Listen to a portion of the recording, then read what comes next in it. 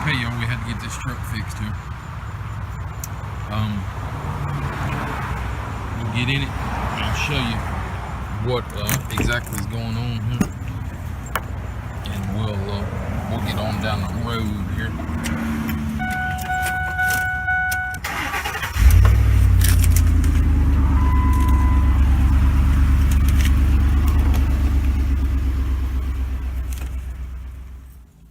Some of my followers will recognize this truck.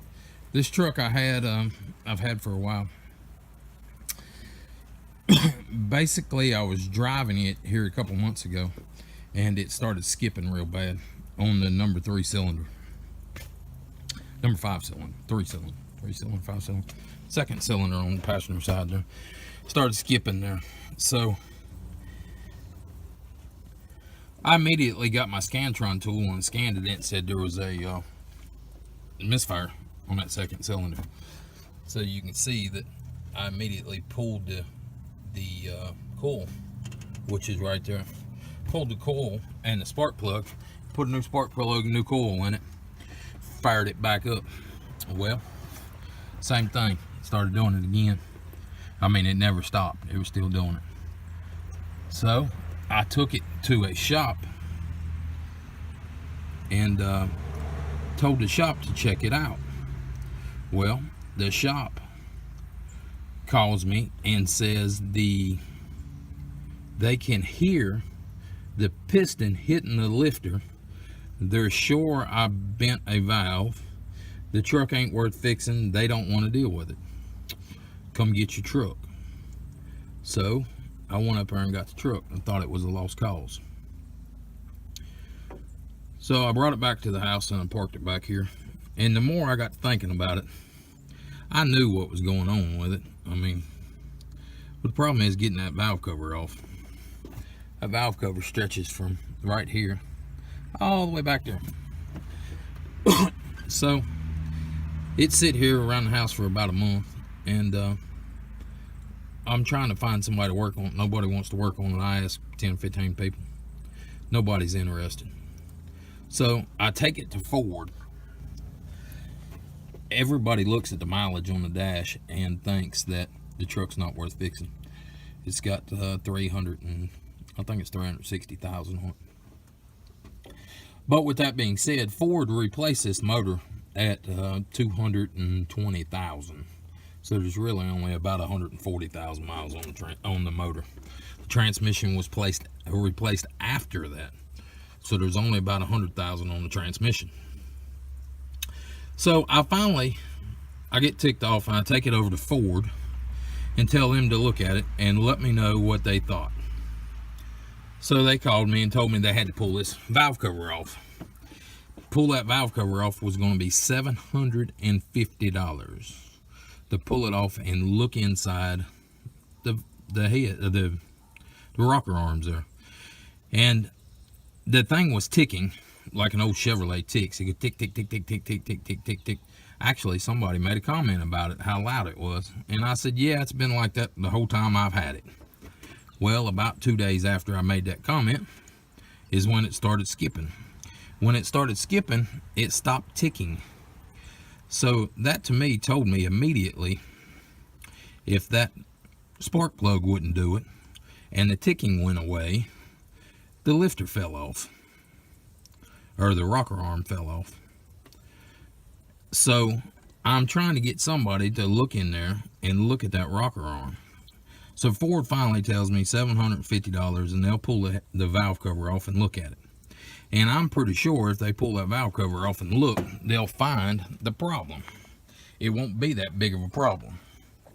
So sure enough, they pull it off and they call me and tell me the cam is ruined and it needs a rocker arm, and it needs a I would say it's a push rod. They didn't call it a push rod, they called it something else. It needed one of those.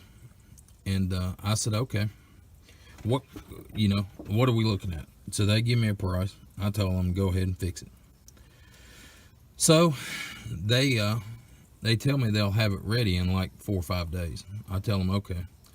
So the 4 days go up, or the 5 days, whatever it was, and they called me and said, we got a problem.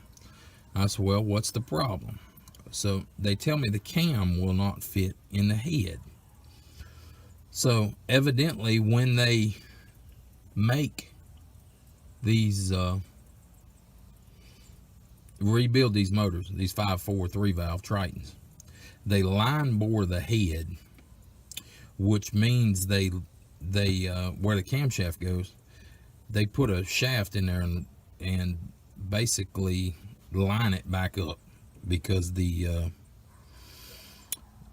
covers, I guess it'd be the bearing caps and the bearing surfaces of the cam ride unevenly, or they lose oil or whatever.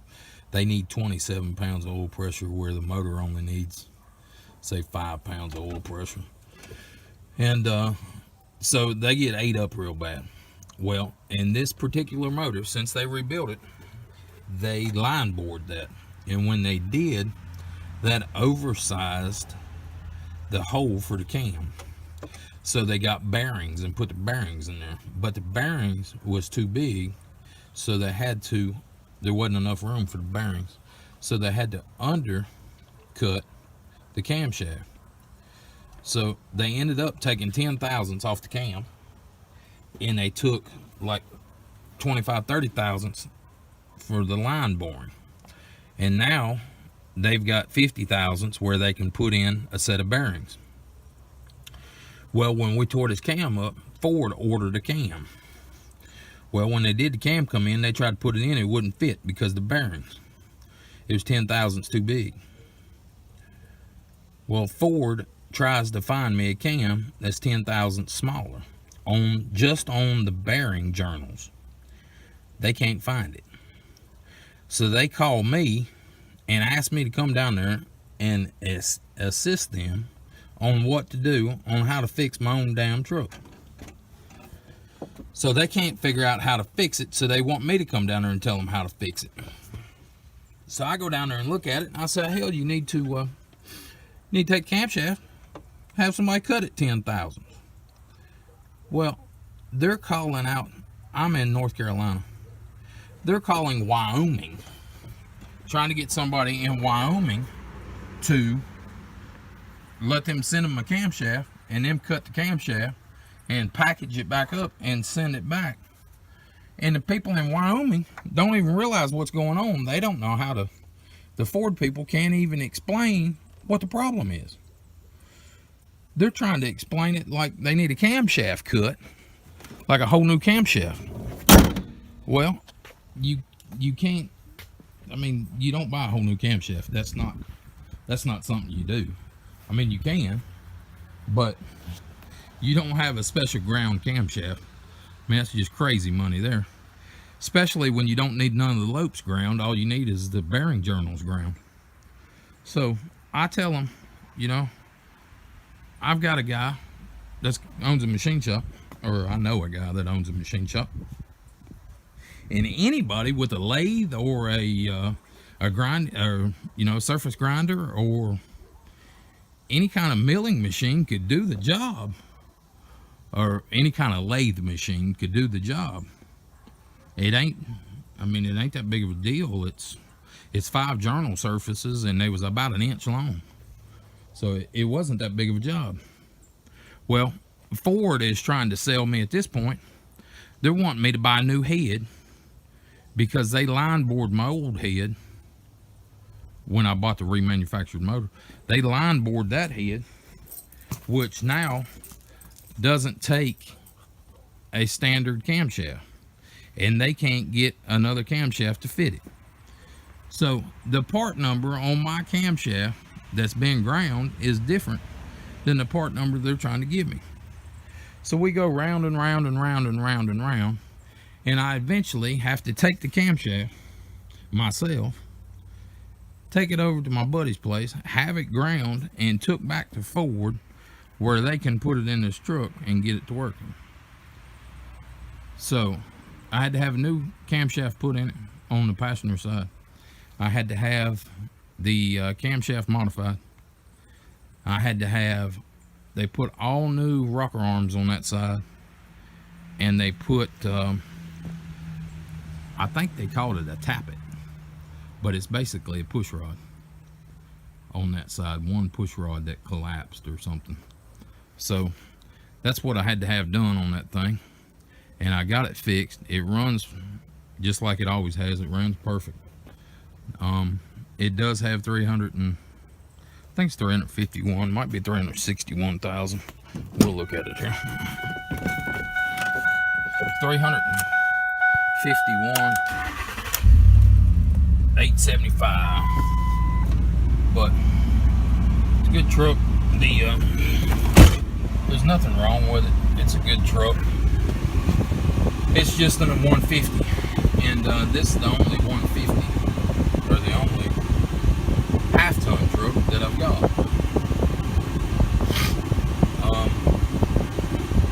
I've got a bunch of other trucks, but this is the only half-ton I personally own. No, it's not. I'm lying. I've got a 65 Chevrolet pickup. It's a half-ton. But I ain't drove it in probably 8 or 10 years. So she is running good. You can see, you can step on it and she'll get up and go. Now I just told you this truck had 351,000 miles. Ford went all the way through this truck trying to find other things to fix. And they come up with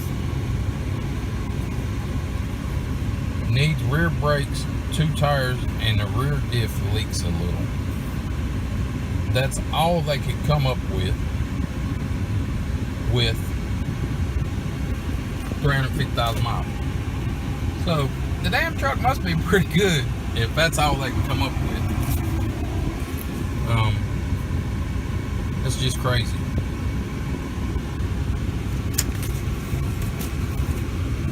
The total bill on it was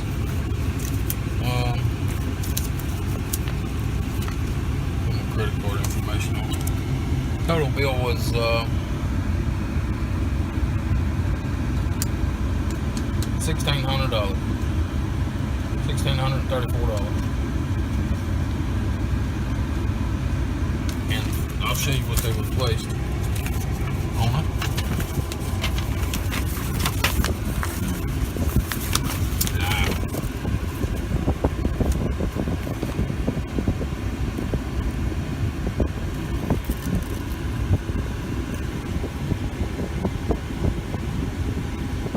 Broken lifter.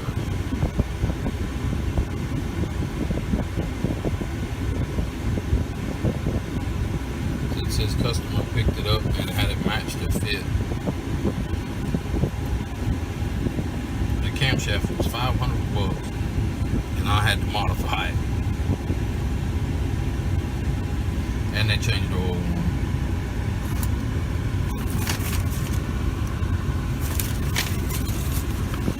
Change the oil. It's just crazy. I can't believe that I took it to 3 other shops before I took it to Ford, and it was still running and driving. You could drive it. It was just skipping. So I took it over to 3 different shops, and nobody wanted to work on it. Everybody is scared to death of these 5.4 3-valve motors. So if you get one, watch out. No one knows how to fix them. You got to take them to the dealer. And just luckily, I've got a dealer down here that was pretty knowledgeable with these trucks. Had an older gentleman in there working on it, and he knew exactly what was going on. I gave him that cam at say 4 o'clock in the afternoon. They called me at 4 o'clock the next afternoon and told me the truck was ready to come get it. So they had the parts. They didn't play around. But the truck's running good. There's no skipping. You can see here.